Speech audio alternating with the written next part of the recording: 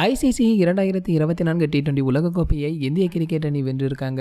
இதைத் தொடர்ந்து அடுத்ததாக ஐசிசி தொடர் பாகிஸ்தானில் நடைபெற இருப்பதும், வருகின்ற 2025 பிப்ரவரி மாதம் பாகிஸ்தானில் ஐசிசி சாம்பியன்ஸ் டிராபி நடைபெற இருக்கு. ஆனால் பாதுகாப்பு பிரச்சனைகளால பாகிஸ்தானுக்கு சென்று அந்த தொடரில் விளையாட இந்தியா மறுப்பு தெரிவிப்பதாக செய்திகள் வெளிவந்திருக்கு. அதாவது தங்களுடைய போட்டிகளை துபாய் அல்லது இலங்கையில் நடத்துமாறு ஐசிசிக்கு பிசிசிஐ கோரிக்கை வைத்திருப்பதாகவும் செய்திகள் தெரிவித்திருக்காங்க.